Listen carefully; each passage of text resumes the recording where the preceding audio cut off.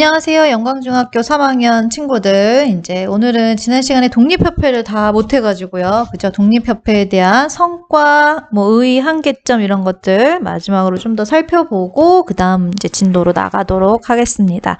자, 요거는 여러분들 교과서 28페이지 아랫부분에 나와 있어요. 그래서 여러분들이 지난 시간에 필기를 했지만 사실 그게 요 내용을 그대로 선생님 정리한 거라서 요거 부분만 사실 봐도 되기는 합니다. 자, 보세요. 독립협회의 성과의 한계 이런 것들 한번 같이 교과서 보면서 이제 설명을 해보겠습니다. 파란색으로 쓰는 게 눈에 더 잘 보이니까 파란색으로 써봅시다. 자, 독립협회는 이권 수호 운동을 전개해서 열강의 침략으로부터 우리의 주권을 지키고자 했습니다. 그죠? 독립협회의 운동 크게 선생님 두 가지 목표가 있었다고 했어요. 이권을 수호하고 그다음에 민권을 신장하고 국민들을 계몽시켜서 그런 이제 목표를 가지고 활동했던 단체였어요. 그래서 그 결과 아관 파천 시기 러시아가 우리한테 이것저것 엄청 요구를 했었다고 했잖아요. 첫 번째, 러시아가 이때 우리한테 요구했던 것 중에 하나가 뭐였냐면 저령도라고 하는 곳을 달라고 했어요. 여기는 우리 지금 오늘날 부산 아래쪽에 있는 섬입니다. 항상 선생님 또 지도를 보니까 또 안 볼 수가 없죠. 잠깐만 지도를 볼까요? 자, 구글 지도로 가서 항상 위치를 어딘지 알고 내가 공부하는 거랑 모르고 그냥 공부하는 거랑은 좀 달라요. 자, 여기 한반도입니다. 지난번에 우리 봤던 거문도, 여기가 이제 거문도였고요. 여기 점점이, 그치? 이게 거문도였어. 그러면 이제 오늘 이제 영도, 저령도라고 하는 곳은 어디냐? 여기가 이제 부산이잖아요. 부산. 부산에 보면 지금 여기 아래, 남구 아래 영도구라고 돼 있죠. 섬이에요, 섬. 그죠? 근데 옛날에는 여기가 영도라고 안 하고 저령도라고 했습니다. 그래서 러시아가, 그죠?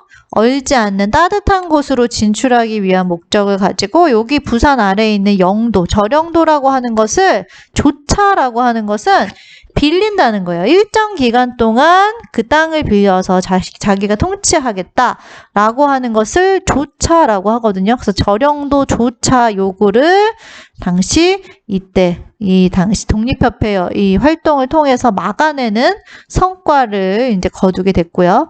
그 다음에 두 번째, 러시아가 군사교관, 재정고문 이런 것들을 우리한테 파견해서 내정을 간섭하려고 했는데 당시 만민공동회 이런 것들을 통해서 이들을 철수시키는 성과를 거두었던 것. 그렇죠? 그런 일들이 있었다는 거 기억해 두면 좋을 것 같고요. 그 다음에 이제 성과를 봤으면 두 번째 의의가 나오고 있습니다. 한편 독립협회는 국민을 계몽하고 자유민권을 신장함으로써 스스로 강해지는 개혁을 이루고자 하였다. 또 아울러 자 보세요. 민중을 바탕으로 한 사회 전반의 근대화 운동. 그쵸? 갑신정변은 위로부터의 개혁, 갑오개혁도 마찬가지로 위로부터의 일방적인 개혁이었기 때문에 한계점을 지녔다면 이 독립협회는 그죠? 민중을 바탕으로 한 아래로부터의 개혁이었기 때문에 이러한 한계점을 극복한 부분이다. 라고 볼 수 있겠죠. 하지만 여전한 한계점이 있다는 거죠. 그러나 독립협회의 외세의 배척 대상은 주로 러시아에 한정되어 있었어요. 러시아, 그 다음에 프랑스 정도 한정되어 있었어요.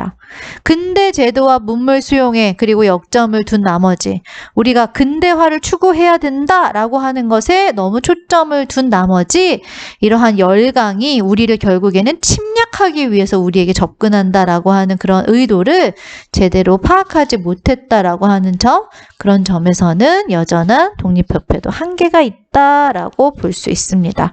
독립협회 한계점은 무엇일까요? 라는 질문에 대한 거는 이런 것들을 써주면 되겠죠. 그쵸? 자, 여기까지 해서 우리 지난 시간에 다 살펴보지 못했던 1896년도에서 8년도까지 활동했었던 독립협회에 대한 내용까지 살펴보았습니다. 자, 오늘은 이제 16번 대한제국 수립에 대한 모습을 살펴보려고 하는데요. 자, 1895년도에 을미사변이 일어나서 명성황후가 시해가 됐어요. 그쵸? 그러자 1896년 이듬해에 고종이 처소를 러시아 공사관으로 옮기는 아관 파천을 단행하게 됐었어요. 그죠? 하지만 한나라의 왕으로서 할 만한 일은 사실 아니었다는 거죠. 그래서 국민들이 계속 이 왕에게, 고종에게 황궁을 하십시오. 우리 국가 체면이 말이 아닙니다. 우리는 자주 독립 국가입니다. 라고 하는 것을 이제 계속해서 염원을 이제 계속 내비쳤기 때문에 1년 만인 1897년도에 고종이 다시 컴백을 하게 됩니다. 궁으로 돌아오게 됩니다. 그러면서 이제는 떨어진 국가의 위신을 다시 세우고, 그쵸? 이런 염원을 담아서 당시 고종이요. 당시 저기 대한제국을 수립을 합니다. 그래서 국가체제, 더 이상 우리는 조선이 아니야. 우리는 대한제국이야. 라고 하는 것을 당시 황궁을 한 이후 수립을, 선포를 하게 됐다는 거죠. 그리고서 연호를 이제 광무로 지정을 했어요. 우리 한국사 배우면서 계속 연호가 나왔었어요. 연호는 쉽게 얘기해서 이건 해 연자예요. 그 해를 부르는 호칭, 이름을 뜻하는 겁니다. 그래서 따라서 고종이 1897년 이때를 야 이제 이때부터 광무 1년이라고 하자. 이런 식으로 당시 그 해를 부르는 이름을 붙였다라고 하는 거예요. 그래서 이 광무해라고 이름을 붙였기 때문에 이때 대한제국을 수립한 다음에 했던 개혁을 뭐라고 부르느냐? 광무개혁이라고 합니다. 그래서 사실 우리가 얼마 전에 갑오개혁, 을미개혁을 단행하기는 했죠. 그쵸? 근대적인 개혁이었어요. 하지만 그것은 우리의 자의에 의해서 시작한 개혁은 아니었습니다. 하지만 이 1897년에 고종이 대한제국을 수립하고 나서 한 이 광무개혁은 우리 스스로의 의지만으로 시작한 근대화 개혁이었다라고 볼 수 있는 거죠. 그래서 우리 항상 근대화 개혁에 보면 방향, 원칙 이런 것들이 존재했었던 거 여러분들 기억나나요? 당시 중국의 근대화 운동의 이름은 양무운동이었고 걔네의 원칙은 이제는 이거 정말 알아야 돼요. 중체서용이었어요. 그죠? 그 다음에 이거는 중국. 그 다음에 일본의 근대화 운동의 이름은 뭐였어요? 메이지 유신이었어요. 글씨를 막 이상하게 써요. 메이지 유신이었고요. 이들의 원칙은 싹 다 바꾸자, 문명부터 눈에 보이지 않는 것부터 근본적인 개혁을 추진하자라고 하는 문명개화론이었습니다. 자, 그러면 우리나라의 근대화, 스스로 했던 근대화 개혁이었던 광무개혁의 원칙, 방향은 무엇이냐? 바로 구본신참 되시겠습니다. 근데 여러분들 옛날에 또 기억이 물론 안 나겠지만 선생님이 급진개화파와 개화파 인사들이 그치? 당시 급진과 온건으로 나뉘었을 때 그죠? 온건한 성향을 지녔던 아이들은 당시 중국의 양무운동을 모델로 삼았다고 했어요. 그래서 이들이 주장했던 게 뭐였는지 기억이 나니? 동도서기론이었습니다. 얘는 중체서용하고 일맥상통해 라고 선생님 설명했었어요. 중국이 몸이고 서양에서는 필요한 것만 갖다 쓸 거야. 그죠? 동양의 도, 유교를 말하겠죠. 서양의 기술, 우리의 것은 바뀌지 않고 그대로 있고 서양의 기술만 갖다 쓸 거야. 이거 똑같은 거죠. 그죠? 근데 여기 똑같은 게 하나 더 등장해요. 그게 바로 뭐냐면 구본신참입니다. 구신은 여러분들 알겠죠? 옛날 거를 근본으로 삼고 새로운 거는 참고만 하자. 정말 똑같죠? 중체서용, 동도서기론, 구본신참 다 그놈이 그놈 다 같은 뜻이에요. 어떤 뉘앙스인지 알겠죠? 따라서 이 광무개혁 자체도 근본적인 개혁은 아니다라고 하는 거 여러분들이 눈치챌 수 있어야 합니다. 자, 대한제국을 수립하고 광무개혁을 추진한 당시 고종은요. 당시 법을 반포합니다. 그리고 황제의 자리에 오르거든요. 스스로. 난 이제 더 이상 왕이 아니야. 난 이제 황제야. 하면서 이제 법을 반포하는데 이 법은 여러분들 교과서 29페이지 아래에 나와 있는 법입니다. 내용 한번 보겠습니다. 자, 대한제국은 세계 만국이 공인한 자주 독립 제국이다. 그쵸? 이거 일주에 넣어줘야겠죠. 아관파천 이후니까. 그죠? 제2조 대한제국의 정치는 만세불변의 전제 정치래요.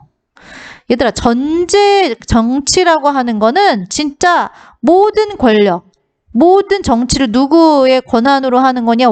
황제의 권한 혹은 왕의 권한을 가지고 정치하는 거. 여기서 조금 더 근대적인 걸로 나가면은 입헌 이제 군주 국가예요. 그래서 왕이 있지만 헌법에 입각해서 나라를 다스리는 거. 여기서 좀 더 발전하면 뭐예요? 왕이 없고, 그치? 당시 정치하는 정치 형태, 공화 정체제로 나가는 거, 이게 좀 더 근대화된 그런 이제 발전 수순이라고 볼 수 있는데요. 이때 고종은 법을 만들어 놓기는 했지만 난 전제 정치할 거야 라고 공식 선언을 하게 됩니다. 그래서 그 내용을 보면요, 보세요. 제3조, 나는 무한한 군권을 가지고 있어. 군 지휘를 할 수 있어. 육해군을 통솔하고 군대의 편지를 정하고 계엄을 명할 수 있어. 다 이거 군을 지휘할 수 있다는 얘기고요. 그죠? 법률을 제정할 수 있어. 입법권입니다. 그 다음에 그거를 내가 반포하고 내가 집행하고, 그치? 이런 거 내가 다 할 수 있어. 그 다음에 국가의 조약 체결, 한마디로 얘기하면 외교도 다 나 혼자 다 할 수 있어. 그 얘기거든요. 다 모든 권한이 누구에게 있대요? 황제. 바로 누구에게? 당시 고종에게 있다라고 하는 것을 강조하고 있습니다. 여러분들 교과서 여기 있네요. 아이고야. 자, 여기 여러분들 교과서에 밑줄 쳐보세요. 자, 여기 선생님 아까 보여준 거랑 똑같은 내용이어서 그러니까 보세요. 대한제국이 세계 만국에 공인한 자주 독립국을 밝혔고 대내적으로는 황제에게 이거 다 있대. 군 통수권, 법을 만들고 법을 집행하고 당시 법을 가지고 재판을 하고 외교를 하고 이거 다 누구한테 있대? 고종에게 있대요. 킹왕짱이죠. 그렇죠? 보면 여기 대한국 국제에 나타난 황제의 권한 여기 있는 거 선생님 동그라미 친 것들 쭉 뭐 적든 하면 될 것 같아요. 그죠? 그런 권한을 가지고 있다. 그 다음에 대한제국이 추구한 정치 형태를 말해보자. 뭐라고 쓰면 될까요? 전제군주정이라고 쓰면 되겠죠. 전제적인 힘을 가지고 있어요. 전지전능한 군주정 이렇게 답을 적어주시면 될 것 같습니다. 여러분도 약간 그 감이 오지 않아요? 우리 지난 시간에 당시 고종이요. 사실 고종이 서재필이라고 하는 인물이 미국에서 이제 돌아와가지고 독립협회를 세우겠습니다 했을 때 고종이 막 얘네한테 막 돈도 주고요. 막 지원을 해줬어요. 근데 결국에 2년 지나서는 얘네들이 만민공동회, 간민공동회에서 막 헌의육조를 막 채택하고 왕에게 건의하고 하니까 고종이 얘네들 어떻게 합니까? 강제로 해산시키잖아요. 그죠? 물론 보수 세력이 중간에서 모함한 것도 있지만 지금 고종이 1897년에 이미 이런 것들을 하고 있었어요. 황제에게 모든 권한이 지금 몰빵으로 지금 되고 있는 거잖아요. 근데 거기다 대고 이제 독립협회에서 우리가 당시 민중들이 정치에 참여하게 해주세요 라고 하는 요구 조건, 지금 고종이 추구하는 그런 개혁하고는 어때요? 전면은 반대되는 그런 내용이었겠죠. 그렇죠? 따라서 결국에 고종이 이제 그들의 의견을 들어주지 않고 그들을 강제 해산시키는 그런 모습이 나타나게 되는 거죠. 그죠? 자, 그래서 이제 황제권을 엄청나게 강화시켜서 이러한 법을 반포했다. 그래서 전제군주국을 표방했다라고 하는 거 설명했고요. 그다음에 이제 선생님이 광무개혁이 이제 근대화를 추진하는 개혁인데 계속해서 당시 근대화를 추진하는데 키포인트 개혁이 뭐라고 했어요? 선생님 두 가지가 있다고 했잖아요. 하나는 국방력을 강화하는 것, 또 하나는 상공업을 진흥하는 것. 그래서 나라가 힘이 세지고 돈이 많아지고 그게 이제 나라가 힘이 이제 국력이 생기는 길이라고 했는데 그동안은 그죠? 일본의 간섭으로 인해서 그런 것들을 하지 못했어요. 근데 드디어 이제 우리 스스로 한 개혁이라고 볼 수 있는 광무개혁에는 국방력을 강화시키는 것에 대한 내용이 들어가 있습니다. 그래서 군제를 개편해요. 그래서 서울의 시위대, 지방의 진위대 이런 병력을 강화해서 국방력을 강화시키려고 하는 노력을 기울였던 것들이 처음으로 여기 들어가 있다라고 하는 거 알면 되고요. 그 다음에 계속해서 갑오와 갑신정변이나 이런 것들의 한계가 뭐였어요? 토지제도 개혁이 없었어. 백성들이 제일 원하는 거. 하지만 여전히 대한제국 수립해서 광무개혁에도 토지제도를 개혁한다는 내용은 없습니다. 그게 한계점으로 나중에 나오겠죠. 그렇죠? 하지만 뭘 했냐면 대신에 지계라고 하는 걸 발급했어요. 이 지계는 뭐냐면 오늘날의 땅 문서 같은 거예요. 이 땅 누구 거야? 라고 하는 거를 문서로 발행을 한 겁니다. 그래서 근대적인 토지 소유권 제도를 보장하는 문서를 만들었다는 거죠. 그렇죠? 하지만 토지제도 개혁은 아니에요. 그죠? 그런 한계점을 여전히 가지고 있는 게, 물론 앞에 있었던 개혁보다는 조금 나아지기는 했습니다. 그런 내용들을 가지고 있는 게 광무개혁이었고, 그 다음에 선생님 또 중요한 거, 그죠? 국방력을 강화하고 상공업을 진흥시킨다고 했는데 서양의 기술, 기계 이런 것들을 도입하는 그런 상공업 진흥책을 동시에 펴기는 했습니다. 그렇게 막 엄청난 성과를 거두지는 못했지만요. 자, 아까 선생님 설명한 게 이미 다 나왔네요. 그죠? 황제권을 너무 강화했어요. 광무개혁에서. 그동안 아관파천으로 황제권이 너무, 그러니까 왕의 권한이 너무 땅에 떨어졌다고 생각해서 그런지, 그죠? 그래서 결국에 황제권을 지나치게 강화한 나머지 백성들의 권리를 보장하는 데까지는 나아가지 못한 거죠. 그래서 결국엔 독립협회를 탄압하는 어떤 모습을 나타내게 되고요. 그 다음에, 우리 스스로 시작한 광무개혁이기는 합니다. 하지만 이때쯤 되면 우리나라의 속속들이 너무나 많은 이 열강들이 입김이 작용하고 있는 때였기 때문에 이런 열강의 간섭을 완전하게 배제하지는 못했다. 또 여전히 토지제도에 대한 개혁의 내용은 없다라고 하는 것들이 대한제국의 한계점이다. 대한제국이래 광무개혁의 한계점이다라고 볼 수 있겠죠. 그죠? 자, 여기까지 해서 선생님이 30페이지, 여러분들 교과서 30페이지까지에 대한 설명을 이제 마쳤어요. 자, 여기죠. 또 나왔네. 이거 뭘까요? 숙제 되시겠습니다. 요거 이제 이렇게 다 배웠기 때문에 풀어오셔야만 합니다. 요거 꼭 풀어오시고 다음 시간에 선생님이 학교 나왔을 때 답을 맞춰드리도록 하겠습니다. 자, 이제 그 다음에 31페이지는 우리가 이제 수행평가를 시행했던 신문물의 수용과 사회문화의 변화, 그 부분이에요. 여러분들 이 부분은 아마 수행평가 준비를 하고 또 1시간 열심히 이제 마인드맵을 그리면서 내용을 다 파악을 했을 거라고 생각을 합니다. 자, 그래서 이 부분은 선생님이 따로 진도를 제대로 나가지는 않을 거고요. 여러분들이 이제 이미 파악하고 있는 내용들이라고 생각하고 간단하게, 그쵸? 부연 설명 정도만 하고 넘어가도록 하겠습니다. 자, 이 1870년대부터 고종을 중심으로 해서 이제 개화, 그쵸? 물결이 불게 되고 그러면서 우리도 이제 자이든 타이든 간에 근대적인 이런 문물들이 수용이 되고 여러 가지 면에서 이제 변화를 하는 그런 이제 모습들이 나타나게 됩니다. 그래서 새로운 문물에 수용해가지고 유학생들이 파견되고 외국인 기술자들을 초빙해서, 그쵸? 그런 것들을 배우고 선생님들도 초빙하고, 그다음에 방문국이라고 하는 것이 새로 생겼는데 이거 뭐였습니까? 하나씩 볼까요? 인쇄랑 출판을 관장하는 새로운 부서.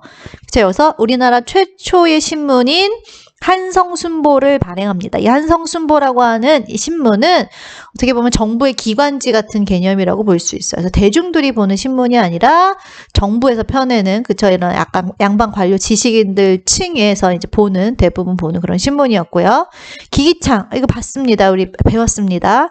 당시 청나라에 영선사가 파견이 돼서 그들의 이제 서양의 무기제조 기술 배워와서 기기창이라고 하는 것이 새롭게 생겨나게 됐고요.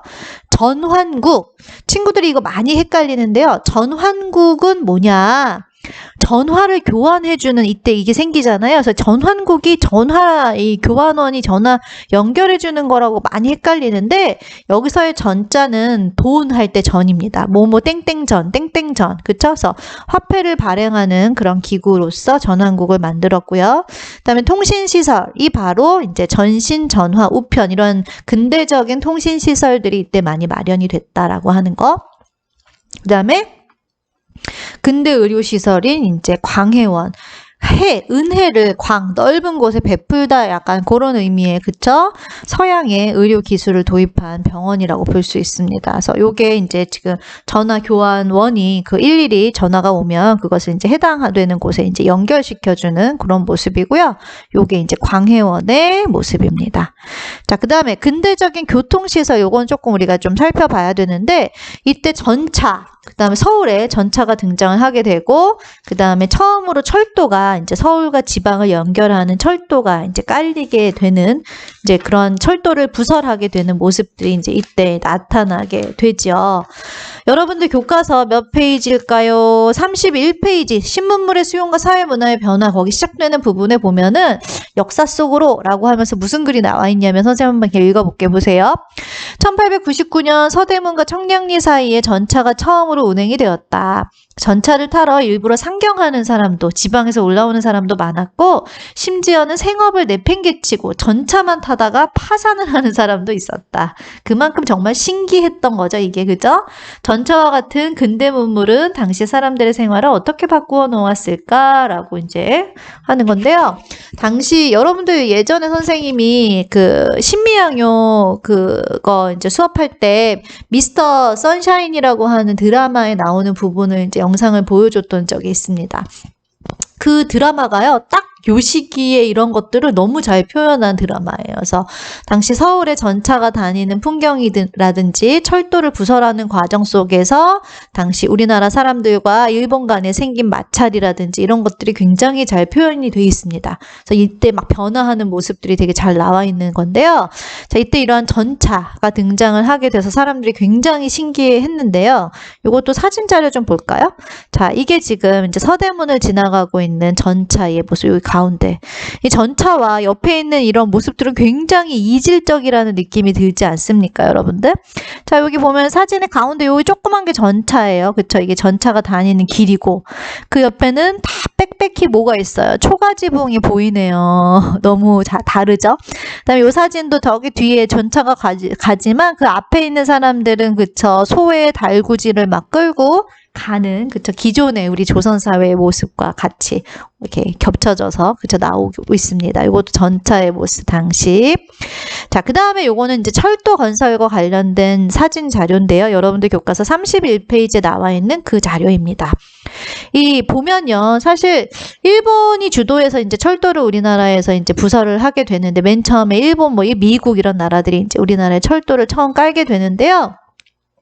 철도를 까는데 왜 옆에 있는 그 남자 3명은 왜 총살을 지금 당하고 있나, 이제 그런 의아함이 들 수 있는데, 당시 이제 일제가 철도를 부설하는 과정 속에서 멀쩡하게 그냥 일반 백성들의 땅을 빼앗아서 거기에 이제 철도가 다니는 길을 만들고요. 그래서 토지를 약탈당한 사람들도 굉장히 많았고, 또 이때 강제로 이제 공사에 동원되어 가지고 고생을 했던 사람들도 많았고, 그래서 사람들이 이 철도를 부설하는 것에 대한 굉장히 큰 반감을 가지고 있었습니다. 그래서 철도를 부설하는데 이제 몰래 밤에 가가지고 철도를 막 망가뜨린다든지 이제 그러다가 적발이 되어서 지금 이렇게 처벌을 받게 되는 그런 모습들이라고 볼 수 있거든요.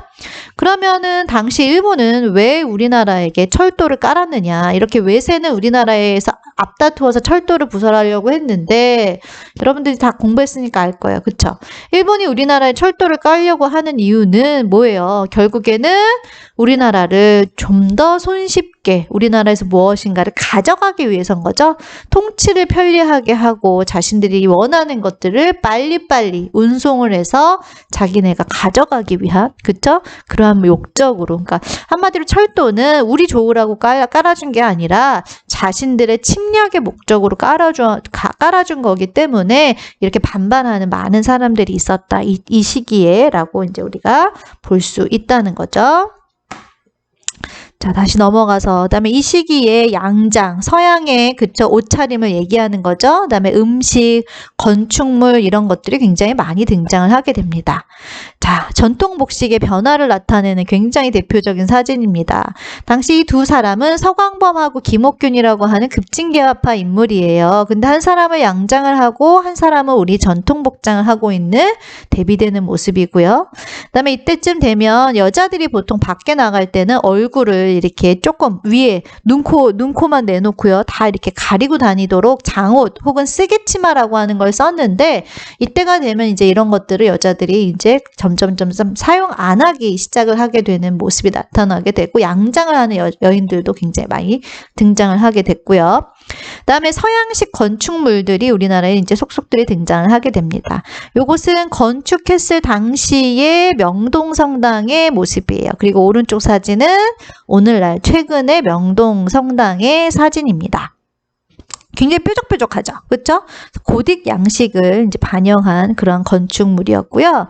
그 다음에 이것도 정동에 가면은 저기 정동 교회라고 있습니다. 왼쪽은 건축 당시, 요거는 오늘날의 모습. 마찬가지로 얘도 고딕 양식이 이제 적용된 건축물이다. 그 다음에 얘는 당시 왕궁 안에, 궁궐 안에 덕수궁 석조전이라고 해서요. 당시 서양 르네상스 양식을 따서 굉장히 큰 기둥들이 쭉, 그쵸? 그래서 굉장히 이국적인 그런 건물이 궁 안에도 등장하게 되는 그런 모습들. 그다음에 서양식 건물의 등장 중에 하나는 여기 이제 당시 시내에 손탁 호텔이라고 하는 외국인들을 어떻게 보면 주 대상으로 하는 호텔이 생겨나게 되어서 미스터 선샤인에 보면 드라마 본 친구들, 안 본 친구들이 있겠지만 거기에 그 드라마의 주 무대가 글로리아 호텔이라고 하는 호텔이 나오거든요. 그 호텔이 바로 이 원래는 손탁 호텔을 이제 배경으로 그걸 이제 약간 각색을 해서 글로리아 호텔이라고 이제 거기서는 이제 배경을 만드는 거겠죠. 그쵸? 그래서 배경이 되는 호텔. 여기가 이제 사교의 장이었다라고 볼 수 있습니다. 자, 그 다음에 근대 교육기관이 이때 굉장히 많이 설립이 됩니다. 근대 문물을 수용하는 그 과정 속에서. 자, 우리나라 최초의 근대 학교는요. 이거는 여러분들 필기해도 되고 그냥 안 해도 돼요. 그냥 보세요.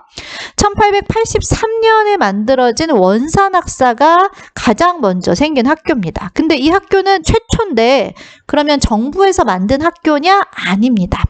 이 함경도, 이 원산이라고 한 덕원 주민들이 그냥 자발적인 필요에 의해서 건설한, 세운 학교가 원산학사입니다. 여러분들 원산이 어디였는지 기억나나요? 원산? 옛날에 1876년 강화도 조약을 체결하죠. 우리가 일본과. 그래서 3개의 항을 개항합니다. 어디였어요? 부산, 인천, 하나가 바로 옆구리 원산이었어요. 오늘날 북한에 있는 원산항입니다. 이곳은 굉장히 빨리 개항을 했죠. 항구를 오픈했어요. 그러면서 이제 일본 사람들이 그곳에 와서 여러 가지 이제 문물을 교역하면서 일본이 굉장히 우리보다 앞서 있는 많은 걸 갖고 있구나. 우리도 더 이상 유교적인 이것만 배우는 게 아니라 서양의 근대 학문을 빨리 배워야겠다라는 필요성을 절감한 거죠. 그래서 그 동네 주민들이 근대적인 학문을 가르치자 해서 세운 학교가 원산학사입니다. 최초. 항상 최초는 중요하죠. 그렇죠? 원산학사. 그리고 나서 이제 세워진 게 86년에 세워진 유경공원이라고 하는 건데요. 이거는 이제 정부에서 세운 최초의 학교입니다. 그래서 공원이 아니죠. 학교 이름인데요. 여기는 미국인 교사가 초빙이 돼서요. 상류층 자제들을 대상으로 하는 이런 서양의 근대 문물을 학문을 가르치는 학교였어요. 그래서 영어로 이제 수업을 하는 그런 모습이 여러분들 교과서에 나와 있고요. 그다음에 이제 개신교 이때 선교사들이 우리나라에 들어오게 되면서 배제학당, 이화학당, 그죠? 이런 학교들은 오늘날에 다 대학을 가지고 있죠, 그렇죠? 그래서 이화여대에 이제 그 기초가 되는 말도 생각이 안 나. 이화여대의 시작이라고 볼 수 있는 곳이 바로 이 이화학당이라고 하는 곳입니다. 자, 다음 사진은 이제 유경공원, 정부에서 세운 그쵸? 최초의 학교인 유경공원의 모습입니다. 그래서 여기 미국인 선생님이 학생들 상투 틀고 한복 입은 학생들을 가르치는 모습이에요. 칠판에 필기체로 뭐 엄청 많이 써놓으셨어요, 선생님이. 여기 다 알아볼 수 있을까요? 자, 마지막은 뭐냐면 당시 이제 근대 신문들이 많이 등장을 해요. 그래서 아까 선생님이 박문국 얘기하면서 이제 한성순보 얘기를 했잖아요. 1883년 최초의 신문이고 정부에서 펴낸 기관지다라고 선생님 설명을 했습니다. 그리고 두 번째, 이것도 배웠네요. 독립협회가 1896년에 세워지면서 만든 신문. 얘는 한글로도 발행을 했고 영어로도 발행을 했다. 그래서 우리나라의 자주 독립을 정신을 고취시키고 대내외의 자주국임을 알리는 그런 이제 국민들이 계몽하겠다라고 하는 목적으로 만들어진 신문이었고, 그 다음에도 이제 황성신문, 대한매일신보와 같은 신문들이 계속 생겨나요. 민중들을 계몽하기 위한 목적을 가지고. 근데 이제 나중에 이거는 안 배웠는데요. 1907년도가 되면 이제 진짜 일본이 우리나라를 식민지로 삼기 바로 직전의 모습이거든요. 그래서 이때가 되면 우리의 모든 권한이 이제 일본에게 넘어가게 되고 결국에 일본이 신문지법이라고 하는 걸 제정해요. 그래서 우리나라의 신문사들을 다 없애버려. 신문을 다 폐간시킵니다. 그래서 우리나라의 언론이 활동하지 못하도록 하는 일들이 1907년도에 일어나게 됩니다. 자, 여기까지 해서 이제 우리 여러분들 교과서 상으로 몇 페이지냐? 34페이지까지 다 했어요. 34페이지. 자, 교과서를 이제 보겠습니다. 그래서 여러분들 34페이지 여기죠. 여기까지 선생님이 설명을 거의 다 했고요. 그 다음에 여기 34페이지 마찬가지로 아래 나와 있는 내용 정리 쏙쏙의 문제를 스스로 열심히 풀어주시기 바랍니다. 그리고 이제 다음 시간에 우리 마지막 단원이네요. 그죠? 일제가 이제 진짜 우리를 식민지로 만드는 그런 수순이 나오는 그쵸? 그런 내용들 그것에 대항해서 우리는 일제에게 국권을 빼앗기지 않으려고 하는 어떠한 운동들을 전개했는지에 대해서 이제 다음 시간에 배우도록 하겠습니다. 오늘은 그나마 조금 일찍 끝났나요? 아닌가요? 자, 오늘도 수고했습니다. 다음 시간에 봅시다.